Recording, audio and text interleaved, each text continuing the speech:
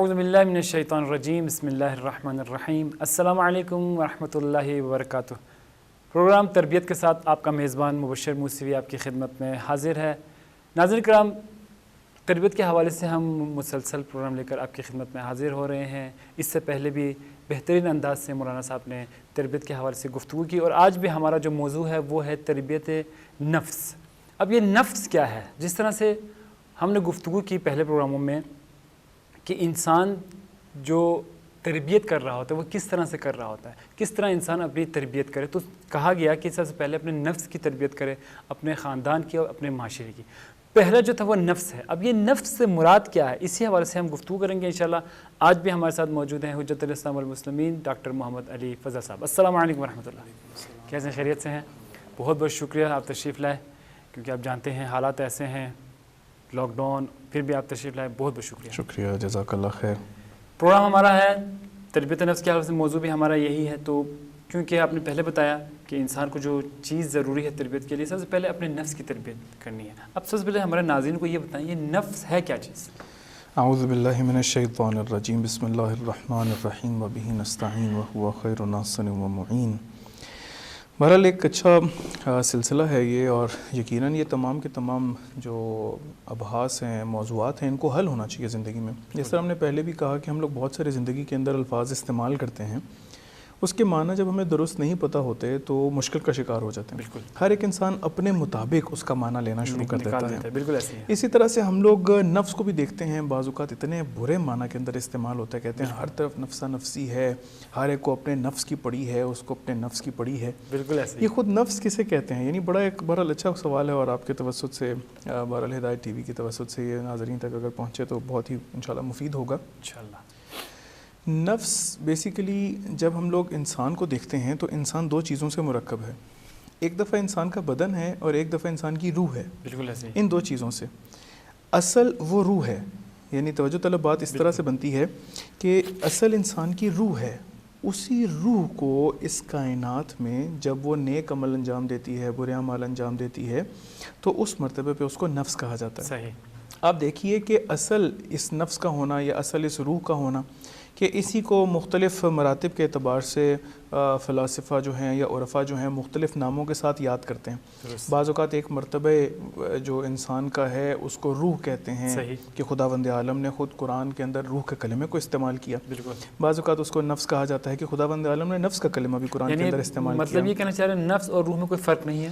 جی، صرف مراتب کا فرق ہے، وہی عرض کر رہا ہوں کہ اگر ہم لوگ ویسے انسان کی طرف دیکھیں تو کوئی فرق نہیں ہے۔ یعنی وہی نفس روح ہے، وہی روح نفس ہے، وہی بعض اوقات قلب کے معنی میں بھی استعمال ہوتا ہے۔ بالکل ایسے ہی۔ لیکن جب ہم لوگ نفس کو دیکھتے ہیں معاشرے کے معنی کے اعتبار سے تو وہ ایک عجیب معنی بن جاتا ہے، لیکن جب ہم لوگ نفس کو دیکھتے ہیں انسان کے وجود کے اعتبار سے تو وہ بہت ہی ایک عظیم اور اہم معنی بن جاتا ہے۔ صحیح۔ اب غور کریں کہ اگر ایک انسان جب اس کی یعنی جب وہ فوت ہو جاتا ہے، جب اس کا انتقال ہو جاتا ہے، جب وہ منتقل ہوتا ہے تو کبھی بھی اس کے جو جسد پڑا ہے، جو میت ہے، کہا جاتا ہے کہ یہ وہ انسان ہے؟ کبھی یہ نہیں کہا جاتا، کہتے ہیں یہ فلاں کی میت ہے۔ صحیح۔ یہ فلاں کیا ہے؟ یہ فلاں وہ ہے کہ وہ جو نفس تھا کہ جو منتقل ہو گیا، کہ جو اصل ہے، یعنی فلاں کی میت ہے۔ یہ نہیں کہا جاتا کہ یہ فلاں ہے، صحیح، کہا جاتا ہے یہ فلاں کی میت ہے۔ بس یہ فلاں کی میت بتا رہی ہے کہ اصل وہ نفس ہے کہ جو اس میں موجود تھا۔ بس انسان دو چیزوں سے مرکب ہے اگر اس اعتبار سے دیکھا جائے، اور تربیتی بہرحال رنگ سے اس کو دیکھا جائے۔ ایک انسان کا بدن ہے، ایک انسان کا نفس ہے۔ بالکل ایسے ہی۔ خداوند عالم نے اس نفس کو بہت ساری صفات دے کے اس کائنات کے اندر بھیجا۔ اسی نفس کی وجہ سے انسان اشرف المخلوقات ہے۔ کیا بات ہے۔ یا اسی روح کی وجہ سے، یعنی اگر ہم لوگ روح اور نفس کو ایک ہی معنی میں لیں، اسی روح کی یا اسی نفس کی وجہ سے انسان اشرف المخلوقات ہے۔ صحیح۔ اسی نفس کے پاس اختیار کی صلاحیت ہے، وہ خود سے انتخاب کرتا ہے۔ ہم میں سے کوئی کہہ سکتا ہے کہ مجھے یہاں پر کوئی مجبوراً لے آیا؟ مجھے یہاں پہ مجبوراً نہیں لے کر آیا۔ ابھی جو ناظرین بیٹھ کے مثال اس پروگرام کو دیکھ رہے ہیں اور ٹی وی کو دیکھ رہے ہیں اور یہ ساری بہرحال جو ابحاث ہیں ان کو سن رہے ہیں، گفتگو کو سن رہے ہیں، ان کو کوئی مجبور نہیں کر رہا۔ صحیح۔ بس یہ خود انسان کو خداوند عالم نے یعنی نفس انسان کو اختیار دیا ہے کہ وہ کس چیز کا انتخاب کرنا چاہتا ہے۔ سبحان اللہ۔ اگر ہم لوگ ویسے نفس کلمہ نفس کو قرآن کے اندر دیکھتے ہیں تو خداوند عالم نے 3 معنی کے اندر اس کلمے کو استعمال کیا۔ صحیح۔ ایک دفعہ اس کو نفس امارہ کہا گیا۔ نفس جو کہ امارہ ہے، یعنی امارہ بسو یعنی اس کو برائی کی طرف دھکیلنے والا. سبحان اللہ. ایک دفعہ یہ نفس لوامہ ہے، جس طرح سے سورہ قیامت کے اندر خداوند عالم نے پہلی 2 آیات کے اندر اس کا ذکر کیا. نفس لوامہ یعنی وہ نفس کے جو انسان کو ملامت کرتا ہے. درست. ایک نفس جو کہ سورہ فجر کے اندر پروردگار بیان کرتا ہے وہ نفس مطمئنہ ہے. واہ واہ واہ. بس ایک نفس امارہ ہے، یعنی انسان ہی اپنے جب نفس کو دیکھتا ہے، اگر یہ نفس اس کو برائی کی طرف دھکیلنا شروع کرتے، اس کو نفس امارہ کہیں گے. اور اس کے نفس امارہ کی طرف جانے کی وجہ بھی عدم تربیت ہے. سبحان اللہ. اور اگر یہی نفس اس کو ملامت کرنا شروع کر دے کہ دیکھو یہ جو تم نے کام کیا. بہت سارے لوگ ہیں، پیچھے ایک مجھے سوال کر رہا تھا، کوئی پوچھ رہا تھا، وہ کہہ رہا تھا کہ میرا بیٹا جب اسکول گیا ہے تو اسکول جا کر کسی کی پینسل اٹھا لایا. اب یہ جب پینسل کسی کی اٹھا کر لایا ہے تو اب اس کے نفس اس کو ملامت کر رہا ہے کہ اس نے یہ اچھا کام نہیں کیا. تو ابھی کیا کرنا چاہیے ہے؟ یعنی اس کو واپس بھیج دیا جائے، اس کو بتلا دیا جائے. کچھ لوگ یہاں تک مواظبت کرتے ہیں، یہاں تک خیال رکھتے ہیں کہ ایک شخص مجھے بتا رہا تھا، کہتا ہے کہ میں مٹھائی کی دکان پر گیا اور وہاں پر جا کے جس طرح سے پاکستان کے اندر خاص طور پہ وہ جلیبیاں انہوں نے باہر رکھی ہوتی ہیں مٹھائی کی، اسی کڑاہی کے باہر انہوں نے جلیبیاں رکھی ہوئی تھی بیچنے کے لیے. تو کہتا ہے اس جلیبیوں کو صرف میں نے دیکھنے کے لیے اس کو انگلی لگائی ہے کہ گرم ہے یا نہیں. البتہ یہ بہرحال کرونا سے پہلے کی بات ہے، کیونکہ کرونا میں تو بھی کوئی انگلی اس طرح سے لگا بھی نہیں سکتا اور سب کے سب بہت زیادہ خیال رکھ رہے ہیں. صحیح. تو اس نے جب انگلی لگائی ہے تو کہتا ہے میں نے جب دیکھا کہ وہ جلیبی جو ہے وہ گرم ہے اور میں نے اس کو کہا کہ مجھے اتنے روپے کی ڈال دو، تو اس کے اوپر انگلی پہ شیرہ لگ گیا. صحیح. جب شیرہ لگ گیا تو اس کو بجائے یہ کہ میں ٹیشو سے یا پانی سے صاف کر لیتا، میں نے اس کو چوس لیا. صحیح. میں نے اس کو اپنی زبان کے ساتھ لگا لیا. اس شیرے کا ذائقہ میری زبان میں آیا. درست. تو کہتا ہے قبلہ اب مولانا یہ جب میں نے زبان میں آیا ہے، اس زبان میں آنے کے تو میں نے اس کو پیسے نہیں دیے. صحیح. میرے نفس نے مجھے ملامت کی ہے کہ جو چیز تمہاری نہیں ہے، تم نے خریدی نہیں ہے، کس طرح سے تم اس کا ذائقہ لے سکتے ہو. کیا بات ہے.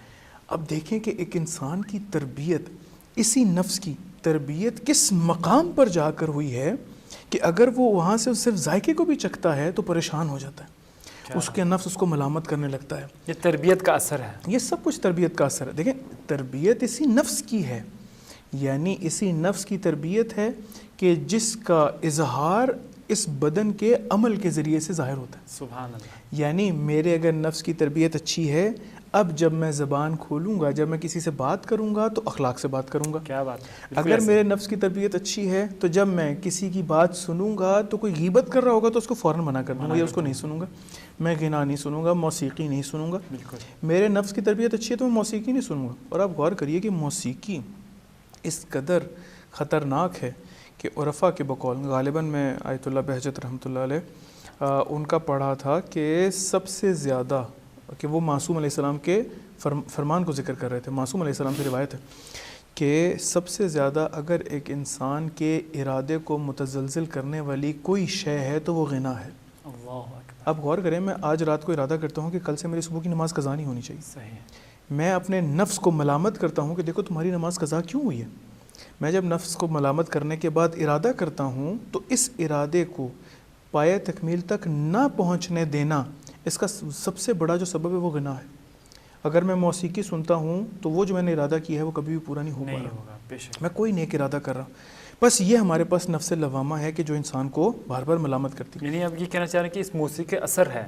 اثر یقیناً آپ کے نفس پر اثر ہے نا. اگر اس طرح سے مثال کے طور پر بہت سے ایسے واقعات بھی ہیں کہ کچھ لوگ مثال کے طور پر سفر کر رہے ہیں، میں ایک شرعی مسئلہ کے طور پر بیان کر رہا ہوں، کر رہے ہوں تو مثلا وہ لگا دیتے ہیں، آیا اس کا بھی پھر اثر ہو سکتا ہے؟ یقیناً یقیناً نہیں، وہ خود جان بوجھ کر سننا نہیں چاہ رہا ہے، مثلا کہ کانوں میں صرف جو اس کی جو میوزک ہے وہ کانوں پہ ہے، لیکن پھر بھی اس کا اگر اثر ہو سکتا ہے. بالکل، کیوں نہیں.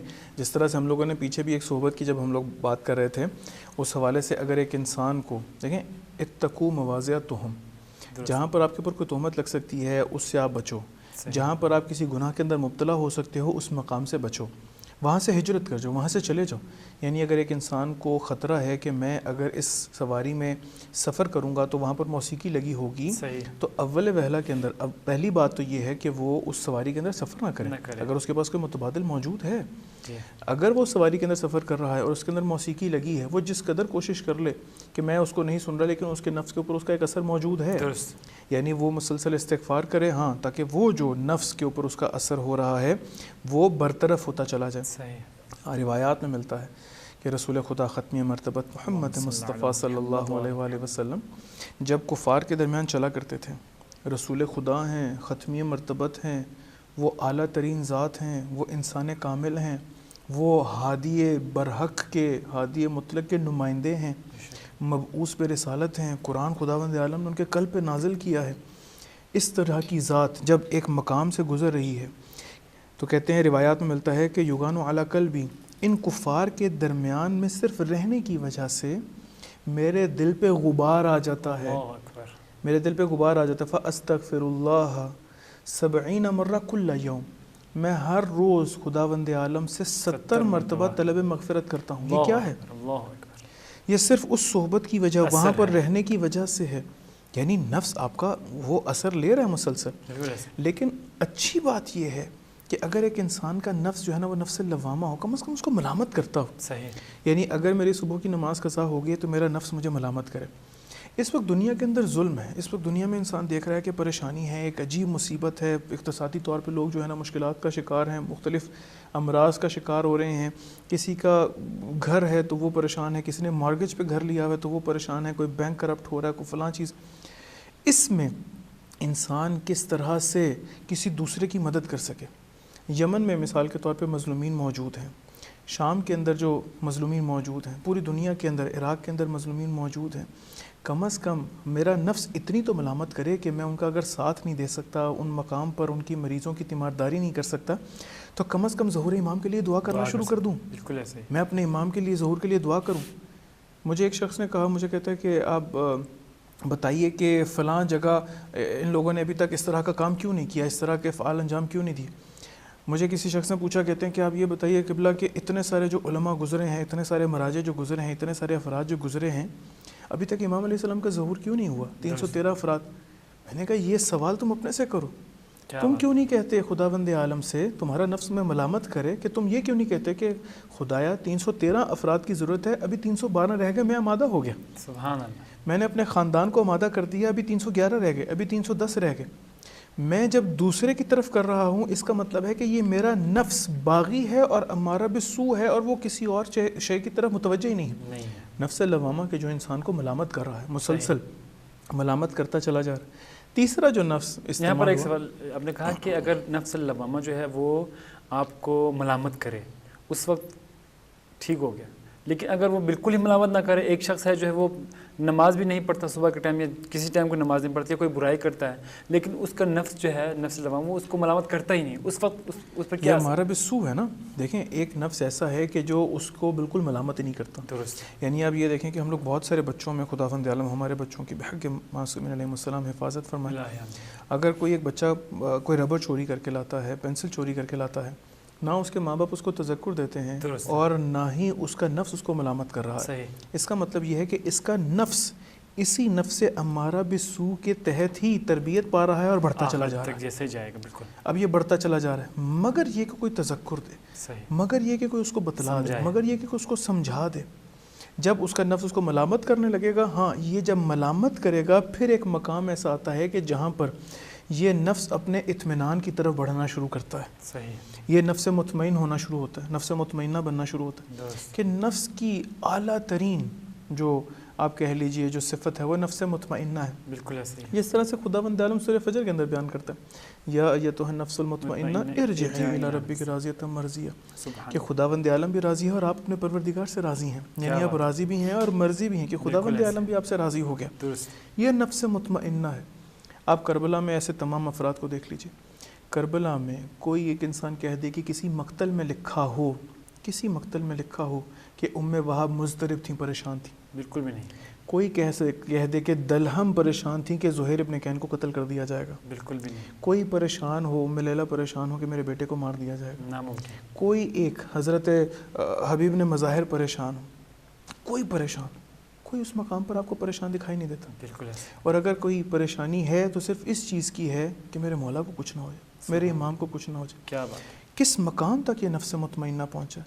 یعنی ایک کربلا کے اندر امام علیہ السلام کے ایک صحابی ہیں، وہ شب عاشور ان کے پاس ایک قاصد آیا اور کہا کہ وہ صحابی کہاں ہیں؟ تو جب ان کو بلایا گیا تو بتایا کہ کوفہ میں تمہاری بیوی بہت پریشان ہے۔ تو کہا کیوں پریشان ہے؟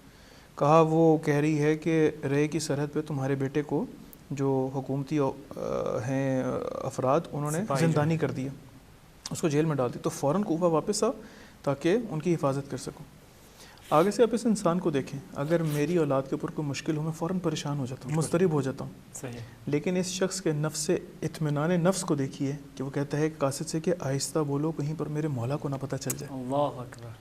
لیکن کیسے ممکن ہے کہ ہم ہر مشکل میں ان کو پکارتے ہیں اور وہ مشکل کشاں ہیں؟ بالکل، کیسے ممکن ہے کہ ان کا مددگار کربلا میں موجود ہو اور مشکل میں ہو اور وہ اس کی مشکل کشائی نہ کرے؟ کیا بات ہے۔ امام حسین علیہ السلام تک جب یہ سید الشہداء تک بات پہنچتی ہے، امام علی مقام اس کے پاس آتے ہیں اور آ کے کہتے ہیں کہ دیکھو میں اب تم اپنی بیعت تمہارے ہاتھ سے ہٹا رہا ہوں، کہا کہ ابھی تم جاؤ اور جا کر اپنے بچے کی رہائی کا انتظام کرو۔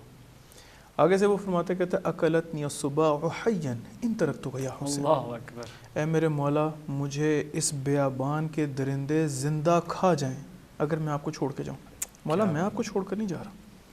کہا اچھا، جب اطمینان ہے کہ میرے بچے کو کچھ نہیں ہوتا۔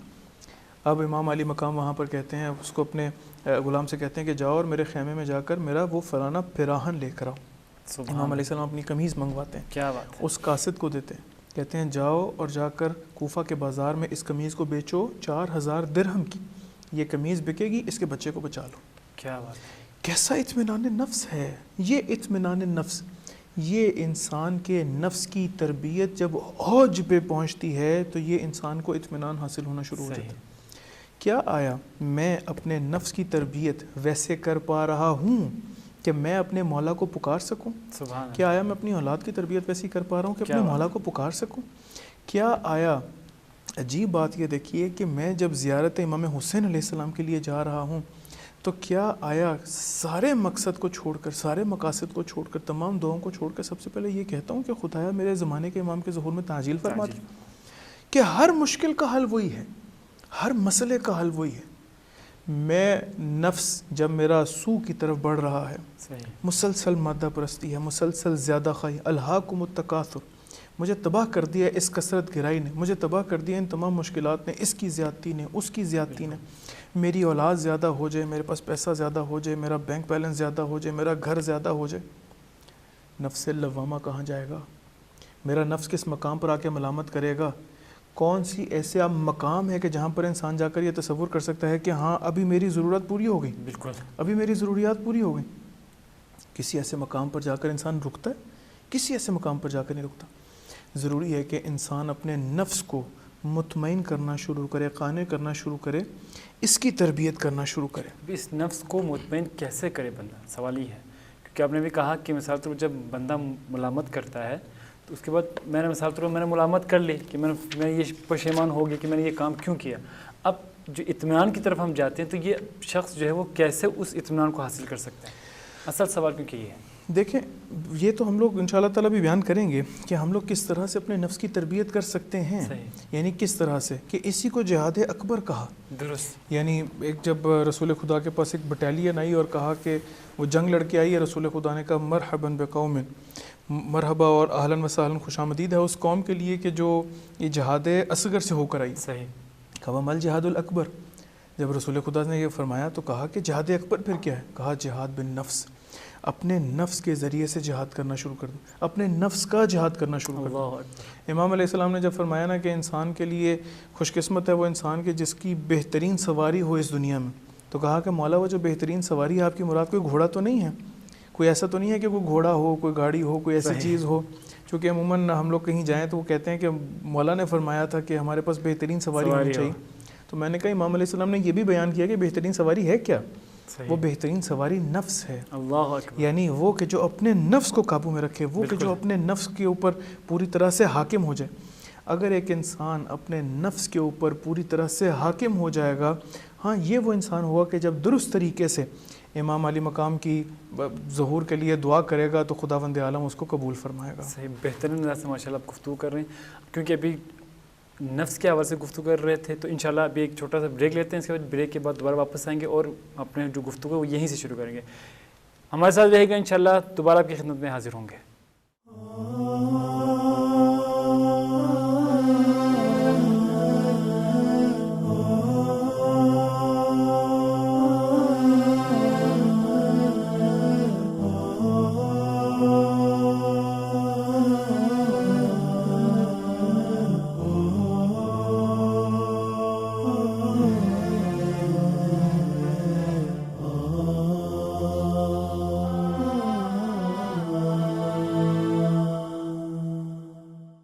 ویلکم بیک ناظرین کرام، خوش آمدید کہتے ہیں دوبارہ سے آپ کو. اور جیسا کہ آپ جانتے ہیں کہ تربیت کے حوالے سے ہم گفتگو کر رہے ہیں، اور جن ناظرین نے ہمیں ابھی جوائن کیا ان کو پتہ چلے کہ آج کی جو ہمارا موضوع ہے وہ تربیت نفس ہے. نفس خود کیا ہے، اسی حوالے سے بہترین انداز سے مولانا صاحب نے گفتگو کی کہ نفس کیا ہے اور کس طرح سے اس نفس کو ہم اپنی جو تقویت ہے دے سکتے ہیں. اور پھر نفس کی اقسام بیان کی، اور اس نفس کی جو اقسام ہے کس طرح سے ہم اس کو ہم لے کے جا سکتے ہیں آگے، اور کس طرح سے اگر اس نفس پر ہم اگر عمل نہ کریں تو ہم کس طرح سے ہم واپس اپنے اس حیثیت میں جا سکتے ہیں جس حیثیت میں ہمیں جانا نہیں چاہیے.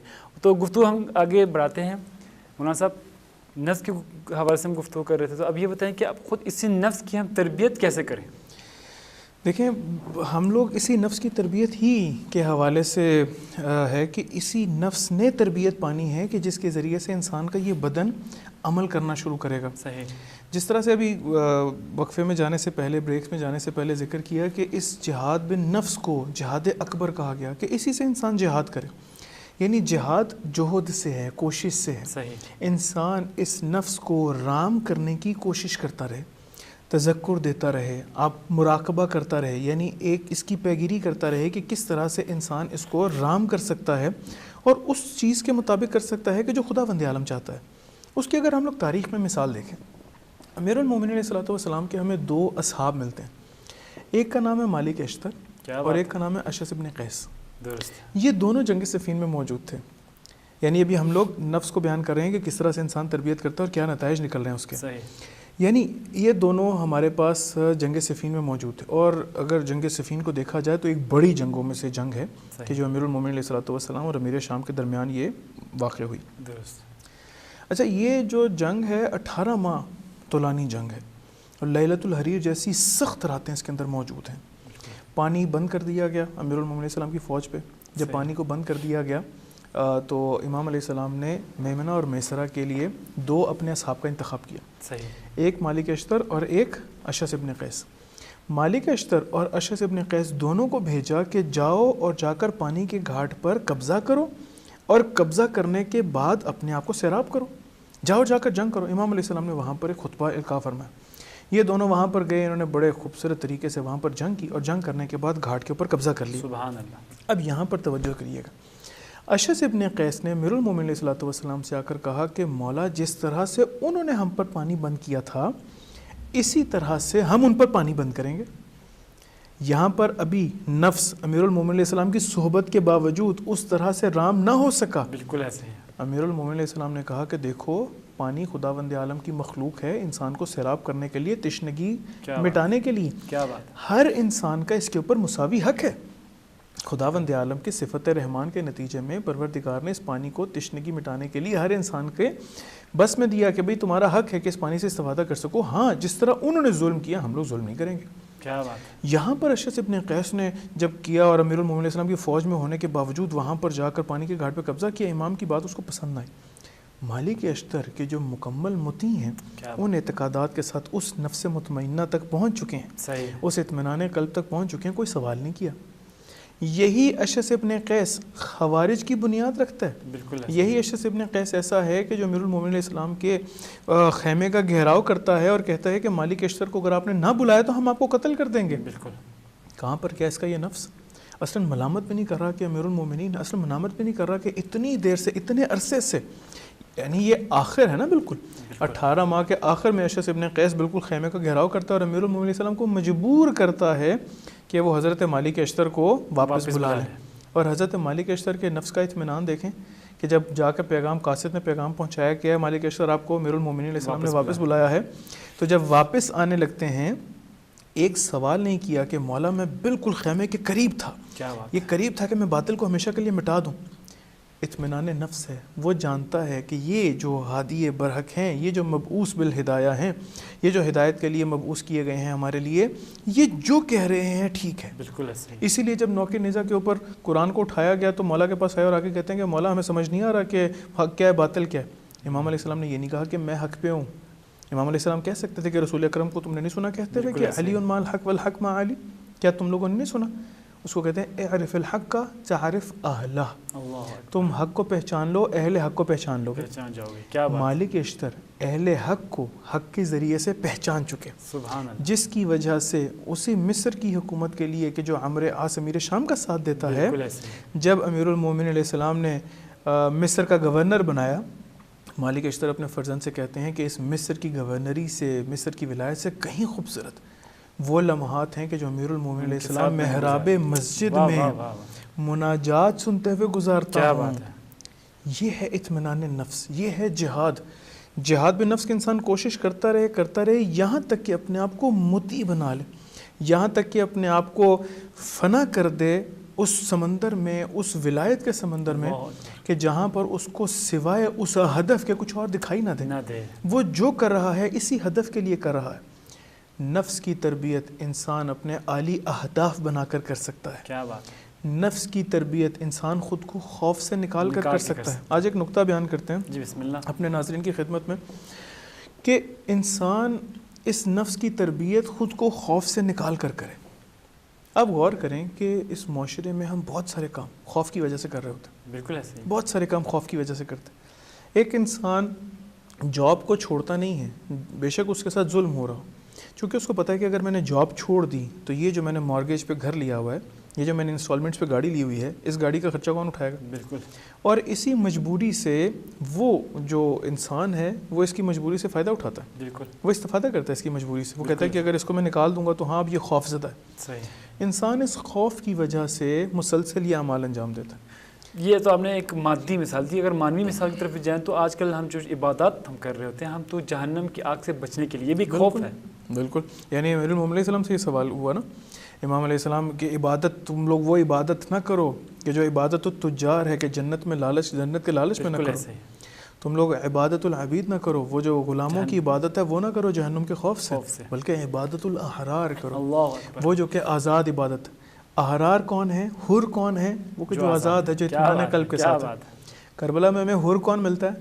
کہ جب وہ قلب مطمئن، نفس مطمئن اپنے نفس کو رام کرنے کے بعد، اپنے نفس کو اس مقام پر پہنچانے کے بعد امیر المومنین علیہ السلام کے پاس آتا ہے، امام حسین علیہ السلام کے پاس آتا ہے تو آ کے کہتا ہے مولا میں تب اپنی توبہ کو قبول سمجھوں گا کہ جب سب سے پہلا کربلا کا شہید میرا بیٹا ہوگا. سبحان اللہ. یہ کیسا نفس مطمئن ہے، کیا بات. یہ کیسا اطمینان قلب ہے، کیسا اطمینان نفس ہے. اور کہتے ہیں جیسے جیسے اس کے بیٹے کے زخم بڑھتے چلے جا رہے تھے ویسے ویسے اس کے چہرے کی بشاشت اور چہرے کی نورانیت بڑھتی چلی جا رہی. کیا بات. یہ کیسا اطمینان قلب ہے، یہ کیسا اطمینان نفس ہے.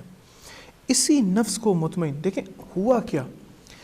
جب اسی مثال کو کر لیتے ہیں، جب حضرت حر نے امام حسین علیہ السلام کا راستہ روکا ہے، تب تک وہ عبد ہیں کن کے؟ ابن زیاد کے، عبید اللہ ابن زیاد کے.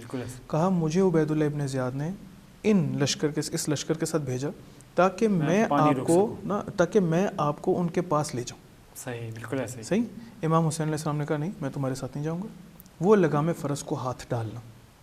یہاں سے جب ثقلت کا امک اور آگے سے یہ ساری جو بات ہے کہ اگر آپ کی امام حسین علیہ السلام اور حضرت حر کی آپس میں گفتگو ہوئی، جب یہ مکمل ہوئی ہے، یہاں سے اس کے نفس نے ملامت کیا کہ میں تو ان کے مقابلے پہ آ رہا ہوں کہ جن کی ماں راضیہ مرضیہ ہیں. سبحان اللہ. سبحان. اس ملامت کے بعد اپنے نفس کو رام کرتے کرتے شب عاشور اس مقام تک پہنچے کہ اگر میں امام حسین علیہ السلام کے ساتھ نہیں ہوں تو ہلاک ہو گیا. بالکل ایسے ہی.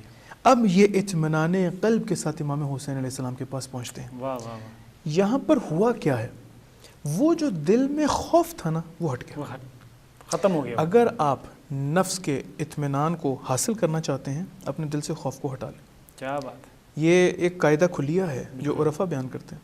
اگر آپ اپنے نفس کو مطمئن کرنا چاہتے ہیں اپنے قلب سے ما سوی اللہ کا خوف ہٹا دیں. سبحان اللہ. صرف خداوند عالم سے خوف زدہ. اور اس سے زیادہ چونکہ وہی قادر مطلق ہے، چونکہ وہی ہے عطا کرنے والا، وہی ہے رازق، وہی ہے مالک، وہی ہے زندگی دینے والا، وہی ہے شافی مرضا. واہ واہ واہ. اگر آپ اپنے دل سے خوف کو ہٹا لیں گے، جرأت پیدا ہو جائے گی کہ آپ ابن زیاد کے لشکر کو چھوڑ کے حسین کے لشکر سے پیوست ہو جائیں. کیا بات ہے. کیا بات. حضرت حر تب تک خوف زدہ تھے جب تک اپنے نفس کو مطمئنہ کر لیا. جب خوف ہٹ گیا تو اس قدر ہٹ گیا کہ حضرت حور نے کہا کہ پہلا شہید میرا بیٹا ہوگا. واہ واہ واہ. انسان اپنے خوف کو ہٹا لے. خداوند عالم قرآن کے اندر ایک بڑی خوبصورت آیت ہے, میں آپ ناظرین کی خدمت میں عرض کرنا چاہوں گا آپ لوگوں کے توسط سے. سورہ حدید کی 23 نمبر آیت. جی جی. پروردگار فرماتا ہے لِكَيْ لَا تَأْسَوْا عَلَى مَا فَاتَكُمْ, تاکہ تم لوگ, یہ جو میں نے قدر وغیرہ کا حساب رکھا ہے نا, آپ معاشرے کے اندر دیکھتے ہیں کہ کوئی بہت پیسے والا ہے, کوئی غریب ہے, کوئی مریض ہے, کوئی شفا یاب ہے, کوئی جوان ہے, کوئی بزرگ ہے, کسی کے پاس اولاد ہے, کسی کے پاس اولاد نہیں ہے, کسی کے پاس سواری ہے, سواری نہیں, یہ سارے کا سارا بالکل یہ جو خداوند عالم نے قدر معین کی ہے. انسان اس کائنات کے اندر محنت کرتا ہے, پروردگار اس کو عطا کرتا ہے. کہتے ہیں یہ جو میں نے کیا ہے, یہ جو پروردگار نے یہ سارا نظام بنایا ہے, کیوں؟ سورہ حدید کی 23 نمبر آیت میں پروردگار فرماتا ہے لِكَيْ لَا تَأْسَوْا عَلَى مَا فَاتَكُمْ, تاکہ تم لوگ اس چیز پر افسوس نہ کرو جو تم سے چھوٹ گئی ہے. اللہ اکبر. میں نے یہ سارا کیا تاکہ تم لوگ افسوس نہ کرو. صحیح. اگر تم افسوس کرو گے تو اس کا مطلب یہ ہے کہ تم یہ سمجھتے ہو کہ تم نے حاصل کی ہے. اگر تم افسوس نہیں کر رہے تو اس کا مطلب یہ ہے کہ خدا نے کچھ دیر کے لیے تمہیں امانت دی تھی, وہ دیکھنا چاہ رہا ہے کہ تم کیسے امین ہو. جب تم نے امین بننے کا ثبوت دیا, خداوند عالم نے لینے کے بعد اب تمہارا صبر آزمانا چاہ رہا ہے. کیا بات ہے. انسان کے دل سے خوف نکل جائے. لِكَيْ لَا تَأْسَوْا عَلَى مَا فَاتَكُمْ, تاکہ تم لوگ پریشان نہ ہو, مایوس نہ ہو جو اس چیز سے کہ جو تم سے چھٹ گیا, جو تم سے دور چلا گیا. وَلَا تَفْرَحُوا, قرآن آیت یہاں ختم نہیں ہوتی. وَلَا تَفْرَحُوا بِمَا آتَاكُمْ, اور اس پہ خوش مت ہو جو کہ جو تمہیں خدا نے دیا ہے. اگر خداوند عالم نے کسی کو کوئی شے عطا کی ہے تو اس پہ خوش مت ہو جائے, بالکل, کیونکہ پروردگار نے اس کو عطا کی ہے, پروردگار اس کو آزما رہا ہے. صحیح بات. یہ تو امتحان کی جگہ ہے نا. خداوند عالم نے اس امتحان کی جگہ پہ اس کو آزمانے کے لیے, اس کی تربیت کو آزمانے کے لیے اس کو عطا کیا. کیا بات ہے. اس کو عطا کیا. اب آپ ہمارے معاشرے کا دیکھیں, ہمارے معاشرے میں ایک عجیب سینسیبلٹی ہے. اگر کسی خاتون کے ہاں بیٹیاں پیدا ہو جائیں تو اس کو معاشرے کا منفور سمجھا جاتا ہے. بالکل ایسا ہی. وہ کہتے ہیں اس کے گھر بیٹیاں پیدا ہو رہی ہیں اور پتہ نہیں کیا ہے, اور وہ خود اتنی پریشان ہو جاتی ہے, اتنی سٹریس میں آ جاتی ہے اپنے سسرال کی وجہ سے, اپنے معاشرے کی وجہ سے. یہ معاشرے کی تربیت نہ ہونے کی وجہ سے ہے. خداوند عالم کے رسول کو بیٹی پسند ہے. جب بیٹی تشریف لاتی ہیں اپنی جگہ سے کھڑے ہو جاتے ہیں, احترام سے بات کرتے ہیں. ایک شخص آیا امام علیہ السلام کے پاس اور آ کے کہتا ہے کہ مولا خدا نے مجھے بیٹی دی ہے اور میں نے اس کا نام فاطمہ رکھا ہے. اللہ اکبر. کہتے دیکھو تم نے میری ماں کے نام پہ اس کا نام رکھا ہے, اس کا دیکھو احترام کرنا, سبحان اللہ, اس سے محبت سے پیش آنا, بے شک, اس کو کوئی ضرب نہ لگانا. کیا بات. اسے محبت کرنا, اسے اخلاق سے پیش آنا. اور بعض روایات میں ملتا ہے کہ اگر باپ باہر سے کوئی چیز لے کر آ رہا ہے تو پہلے گھر میں داخل ہونے کے بعد اپنی بیٹی کو دے, اس کے بعد اپنے بیٹے کو دے. سبحان اللہ. خداوند عالم ہے, خداوند عالم نے رکھا. اگر کسی یہاں لڑکا پیدا ہو جاتا, کسی کے ہاں بیٹا پیدا ہو جاتا, اب وہ اسی کے اوپر خوش ہے. صحیح بات. خداوند عالم کہہ رہا ہے وَلَا تَفْرَحُوا بِمَا آتَاكُمْ, دیکھو اگر خداوند عالم نے تمہیں کوئی چیز دی ہے اس پہ ایک دم خوش مت ہو جانا کہ پروردگار نے مجھے یہ دے دی. اس پہ تکبر مت کرنا, اس پہ غرور مت کرنا. کیوں؟ سب کچھ خدا کی طرف سے ہے. واللہ لا يحب كل مختال فخور, خداوند عالم کو یہ تکبر اور اکڑ کر چلنے والے, اس دنیا پر زمین پر چلنے والے پسند نہیں ہیں. بالکل. اگر ایک انسان کو یہ معلوم ہو کہ سب کچھ تو خدا کی طرف سے ہے, اگر انسان کو معلوم ہو کہ جو میرے پاس ہے پروردگار کی طرف سے, اس کے دل سے خوف ماں سے واللہ کا ختم ہو جائے گا. سبحان اللہ. وہ کہے گا جتنا رزق مجھے مل رہا ہے خدا کی طرف سے مل رہا ہے, اولاد مل رہی ہے خدا کی طرف سے مل رہا ہے, گھر مل رہا ہے خدا کی طرف سے, حتیٰ مجھے شکر کی توفیق مل رہی ہے خدا کی طرف سے مل رہی ہے. سبحان اللہ. اب یہاں پر چوتھا امام سوال ماشاءاللہ جا رہا ہوں کہ جس طرح سے آپ نے بتایا کہ اب انسان کو یہ تمام چیزیں مل گئی, نفس بھی جو ہے وہ مطمئن ہو گیا, اب وہ چاہتا ہے کہ وہ الہی قوانین کے مطابق زندگی کرے یا اپنی نسل کو جو ہے وہ امام مہدی علیہ السلام کی جو نصرت کے لیے آمادہ کرے, تو اس کے لیے اس کو کیا کرنا چاہیے؟ دیکھیے بہترین سوال ہے یہ. ہم سب کا ہدف یہ ہے, یعنی ہماری ماؤں نے ہمیں صدقہ امام حسین لیا ہے. بالکل صحیح ہے نا, امام حسین علیہ السلام پہ فدا ہونے کے لیے لیا. آپ یہ دیکھتے ہیں کہ ہم لوگ کہتے ہیں کہ ہماری اولاد کو خداوند عالم زمانے کے امام کے قابل بنا دے, امام زمانہ کے قابل بنا. کیسے بنے گی؟ جب میں اس کے دل میں خوف ڈالتا رہوں گا. میں اپنے بچے کے دل میں خوف ڈالتا ہوں کہ دیکھو اگر تمہارے اچھے نمبر نہ آئے تو تمہیں اچھی جگہ نوکری نہیں ملے گی. بالکل. اگر تمہارے اچھے نمبر نہ آئے تو تمہاری اچھی جگہ رشتہ نہیں ہوگا. تم نے اچھی اگر تعلیم حاصل نہ کی تو اپنی زندگی کو سنوار نہیں سکو گے, جاب نہیں ملے گا, تمہیں جاب نہیں ملے گی, تم اچھا کاروبار نہیں کر سکو گے, تم آگے بڑھ نہیں سکو گے, پروان نہیں چڑھ سکو گے. دیکھو تم اپنے بدن کا خیال رکھو, تم اپنے چہرے کا خیال رکھو, تم اپنی ظاہری خوبصورتی کا خیال رکھو. بہت ساری جگہوں پہ اسی ظاہری خوبصورتی کی خوف سے کہ کہیں یہ چلی نہ جائے، بالکل انسان کتنے میک اپ اور کریمز وغیرہ کون کون سی چیزیں استعمال کرتا ہے، لیکن آپ یہ کیوں نہیں دیکھتے کہ جب خداوند عالم نے ان تمام مسلمانوں میں سے کسی کو اپنی اذان کے لیے چننا تھا تو بلال حبشی کو چن لیتا. واہ واہ واہ کیا بات ہے. خداوند عالم بلال حبشی کو چن لیتے. اس کا مطلب یہ ہوا کہ ظاہری صورت خداوند عالم کے نزدیک اہم نہیں ہے. بالکل ظاہری بدن کی بناوٹ خداوند عالم کے نزدیک اہم نہیں ہے، نہیں تو خداوند عالم کسی جوان ہی کو مسلم ابن اوسجہ کو کربلا میں داخل نہ ہونے دیتا. کیا بات. خداوند عالم نے جب چنا ہے تو بلال حبشی کو چنا ہے. سبحان اللہ. خداوند عالم نے اس کائنات میں اسماعیل کو عطا کرنا ہے تو ہاجرہ کو چنتا ہے. واہ واہ واہ. ہاجرہ کون ہے؟ کنیز ہیں. ہاجرہ کون ہے؟ بلیک افریقن ہے، سیاہ پوست ہیں. بالکل. حبشہ کی. اور کنیز ہیں کس کی؟ حضرت سارہ کی، حضرت ابراہیم علیہ السلام کی پہلی زوجہ کی. بالکل ایسا ہی ہے. خداوند عالم نے اب چننا ہے تو کس کو دیکھ کے چننا ہے؟ نفس کو دیکھ کے چننا ہے، رنگ کو دیکھ کے نہیں چننا، رنگ کو دیکھ کے، ظاہری صورت کو دیکھ کے نہیں بالکل چننا. ایسا ہی. بس جب میں اپنے بیٹے کے لیے، جب میں اپنی اولاد کے لیے، اپنی بیٹی کے لیے، اپنے ارد گرد افراد، اپنے نفس کے، اپنی ذات کے لیے جب اس چیز کے لیے دعا کرتا ہوں کہ خدایا مجھے امام زمانہ کے قابل بنا دے، تو جو مجھے امام زمانہ کے قابل بنانا ہے وہ میری ظاہری صورت کو نہیں بنانا، بالکل میری سیرت کو بنانا ہے، میرے نفس کو بنانا ہے، میرے کردار کو بنانا ہے، میری رفتار کو بنانا ہے، میری گفتار کو بنانا ہے. کیا بات. اگر یہ ظاہری صورت ہی ہوتی تو خداوند عالم کبھی بھی کسی ایسے کو نہ چنتا رسول خدا کی مدد کے لیے، معصومین علیہ السلام کی مدد کے لیے. سیرت تھی کہ جو وہب قلبی کو وہب قلبی علیہ السلام بنا گئی. واہ واہ واہ. وہ سیرت تھی، یعنی اس کے سب جوانی اس طرح سے نہیں تھی. اگر مسلم ابن اوسجہ کو دیکھا جائے تو حضرت مسلم ابن اوسجہ سب سے زیادہ بزرگ ترین، حضرت حبیب ابن مظاہر بزرگ. بالکل ایسا. یہ سارے کے سارے جو بزرگ ہیں یہ تو سارے کے سارے کربلا میں تو جنگ کے لیے تو جوان ہونا چاہیے. بالکل ظاہری نہیں، لیکن طاقت اتنی ہے، ہاتھوں میں طاقت اتنی ہے، اس نفس کی وجہ سے، اس کی تربیت کے بعد طاقت اتنی ہے کہ وہ امام حسین علیہ السلام پر فدا ہوتے ہیں.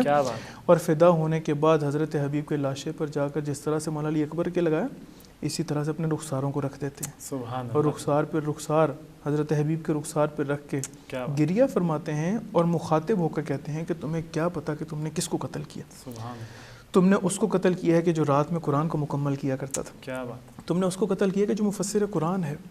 بس اگر میں یہ چاہتا ہوں کہ میں اپنی اولاد کو اس قابل بنا سکوں، ان کے دل سے خوف نکال دوں، بالکل ایسے، ان کے دل سے بہت ساری چیزوں کو نکال دوں، اپنے نفس سے سب سے پہلے ان چیزوں کو نکالوں، سب سے پہلے اپنے نفس سے نکالوں. ایک گھر میں گئے تو وہاں پر ہم داخل ہوئے تو ایک عجیب قسم کا دھواں تھا. صحیح. تو میں نے پوچھا کہ بھئی یہ دھواں کس چیز کا ہے؟ تو کہا کہ بس یہ بلیات کو دور کرتا ہے. تو میں نے کہا اچھا آپ لوگوں میں سے قرآن کہاں پر پڑھا ہے؟ قرآن کو لے کر آئے. تو قرآن نہیں معلوم تھا کسی کو کہاں پڑھا.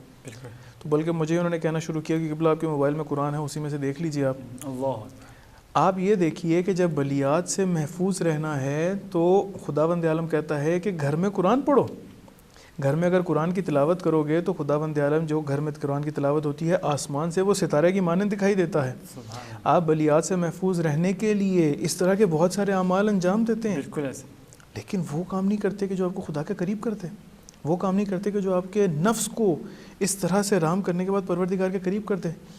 تربیت کا پہلا اصل اپنے نفس سے خوف کو نکال دیں. سب سے یہ جو انسان اس طرح کے بہت سارے اعمال انجام دے رہا ہوتا ہے اس خوف کی وجہ سے دے رہا ہوتا ہے. بالکل. اس خوف کو نکال کے جب راحت میں چلے جائیں گے، جب خوف کو نکال کر اس اطمینان میں چلے جائیں گے، خداوند عالم زمانے کا حر بنا دے گا. کیا بات ہے. اس خوف سے نکال کر انسان جب راحت میں چلا جائے گا، خداوند عالم ڈاکٹر محمد علی نقوی، شہید عارف حسینی، کیا بات ہے، ان کی صورت کے اندر انسان اس معاشرے کو بہت سارے افراد دے گا. کوئی کہہ سکتا ہے کہ شہید عارف حسینی کو کسی ایک مقام پر کوئی خوف تھا؟ بالکل بھی. ڈاکٹر محمد علی نقوی کو کسی ایک مقام پر کوئی خوف تھا؟